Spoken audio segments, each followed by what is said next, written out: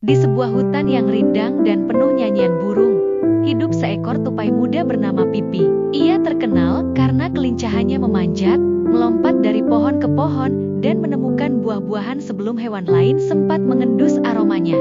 Pipi sangat bangga pada dirinya. Ia suka bersalto di udara, membuat atraksi saat melompat, dan memamerkan kemampuannya di hadapan teman-teman tupai lain. Ia merasa diawasi bintang hutan kecil. Suatu pagi, ketika sinar matahari menyusup di antara dedaunan, Pipi melihat seekor ulat bulu berjalan pelan di atas dahan. Tubuhnya pendek, berbulu kasar, dan jalannya sangat lambat. "Ih, siapa kamu? Boneka debu berjalan?" Tawa Pipi keras sekali. Ulat itu menoleh perlahan. "Namaku Lulu," katanya lembut. "Aku sedang mencari tempat untuk beristirahat." Tapi Pipi malah meringis. "Tempatmu seharusnya di tanah, bukan di pohon seindah ini." Hari-hari berlalu, dan Pipi terus mengejek Lulu setiap kali mereka berpapasan.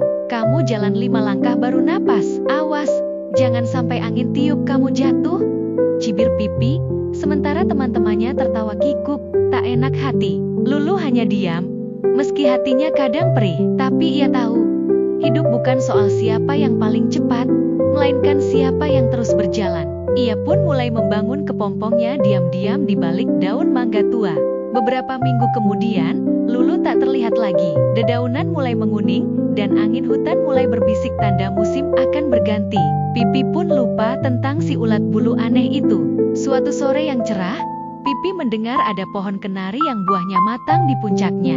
Dengan semangat, ia melesat memanjat melewati dahan, ranting, dan bahkan melewati teman-temannya yang kesulitan naik. "Lihat aku!" teriak Pipi bangga dari atas. Tapi ia tak sadar, dahan tempat ia berpijak sudah lapuk. Area ranting itu patah, dan Pipi terjatuh. Tubuhnya tersangkut di celah 2 batang pohon besar. Kakinya terjepit dan tak bisa bergerak. "Aduh, tolong!" Ada yang dengar, tapi suara angin terlalu keras, dan hutan seperti menutup telinganya. Detik demi detik berlalu, Pipi mulai panik. Ia tak bisa melepaskan diri. Sinar mentari mulai meredup. "Apakah aku akan tertinggal di sini selamanya?" gumamnya takut. Tiba-tiba, ada bayangan indah yang berkelebat di udara.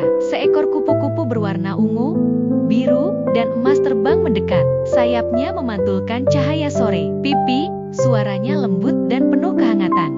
"Lulu." Pipi ternganga. Kamu jadi kupu-kupu?"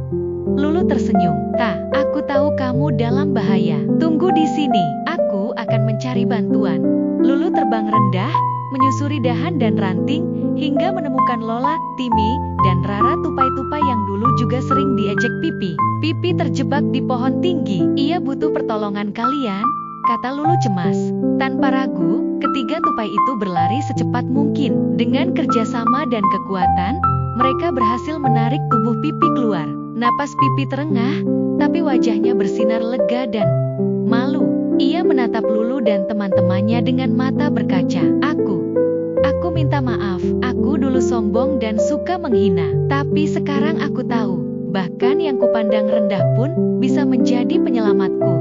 Sejak hari itu, Pipi berubah. Ia tidak lagi menyombongkan diri atau mengejek siapapun. Ia mulai menyapa teman-temannya dengan hangat, dan bahkan sering membantu mereka memanjat pohon atau membagi kacang yang ia temukan.